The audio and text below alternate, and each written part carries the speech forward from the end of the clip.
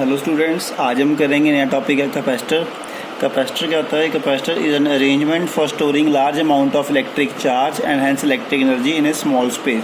मतलब large amount में charge को स्टोर करना है कम स्पेस में, तो उसको हम लोग कैपेसिटर बोलते हैं। कैपेसिटर की ज़रूरत क्यों पड़ती है?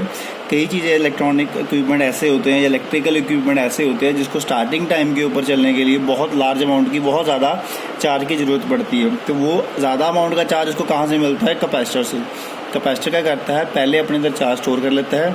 जब किसी इक्विपमेंट को ज़रूरत होती है लार्ज करंट चार्ज की, तो उस समय वो उसको चार्ज प्रोवाइड करता है, और चार्ज प्रोवाइड करने के बाद फिर वो जो इक्विपमेंट होता है स्टेबल स्टेट पे आ जाता है अपने आप ही, और कैपेसिटर क्या है, फिर से चार्ज होना स्टार्ट हो जाता है।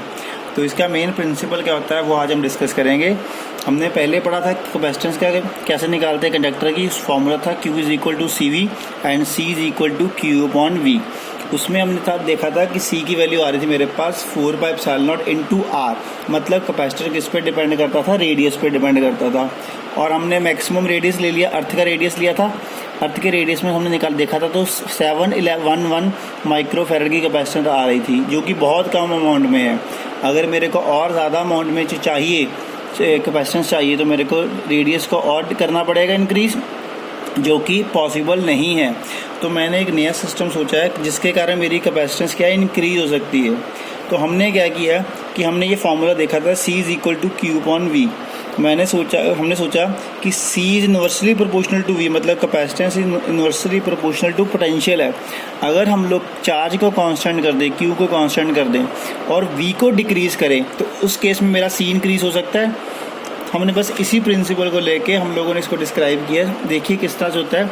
सबसे पहले मेरे पास एक चार्ज कंडक्टर है। चार्ज कंडक्टर का मतलब मेरे पास पॉजिटिव चार्ज उस कंडक्टर के ऊपर, मैंने उसको A मान लिया, उसको मैंने पॉजिटिव कनेक्ट कर दिया, इस तरफ ग्राउंड लगा दिया। तो मेरे पास formula Q is equal to C V है, तो इसकी कैपेसिटी क्या आ जाएगी? C is equal to Q upon V।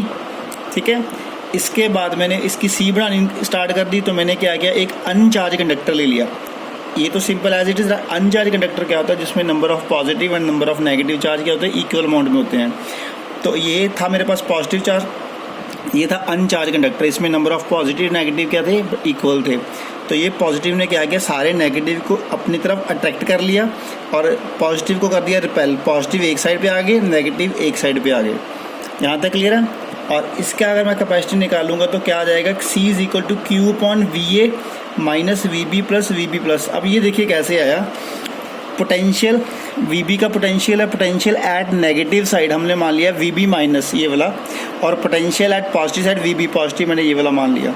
अब नेगेटिव साइड पे पोटेंशियल कम होगा। देखिए कैसे, अगर मैं नेगेटिव साइड का पोटेंशियल निकालूँ, मतलब VB नेगेटिव निकालना चाहता हूँ, उसके लिए डिस्टेंस क्या होगा?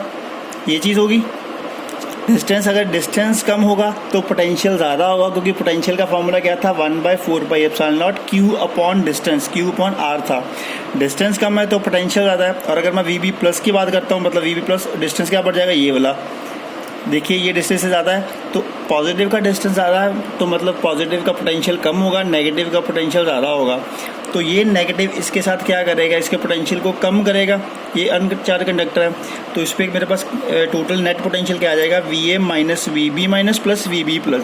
तो ये टोटल नीचे वाला पोटेंशियल क्या कर देगा? VA को डिक्रीज़ करेगा, क्योंकि अगर ये चीज़ कम है, ये चीज़ ज़्यादा है, ये इसको माइनस करके फिर से तो कुछ ना कुछ बच जाएगा, तो इसमें से माइनस होगा, तो इस चीज़ को क्या करेगा? कम करेगा। इसको डिक्रीज़ करेगा तो कैपेसिटेंस क्या होगी? इंक्रीज़ होगी।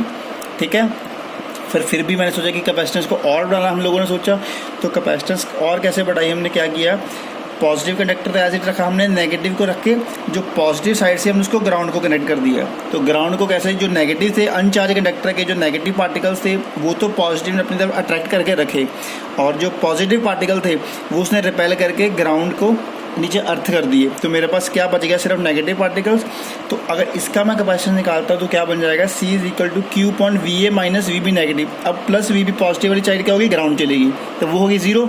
तो क्या बच गया? Minus VB negative. अब ये क्या करेगा? मैक्सिमम पोर्शन है, क्योंकि पहले क्या था, ये चीज़ इसको माइनस हो रही थी, फिर ये बच रहा था कुछ ना कुछ।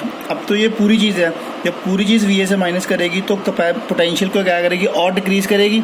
सपोज मैं मानता हूँ इसकी वैल्यू 5 है, इसकी वैल्यू 3 है, तो ये 2 बचता है दोनों को, 2 VA से माइनस होगा।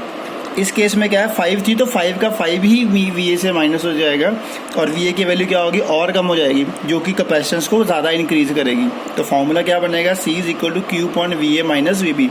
ये मोस्ट इंपॉर्टेंट फॉर्मूला है दो पैरेलल प्लेट्स के बीच में जब हम कैपेसिटेंस निकालते हैं तो। क्लियर? Thank you.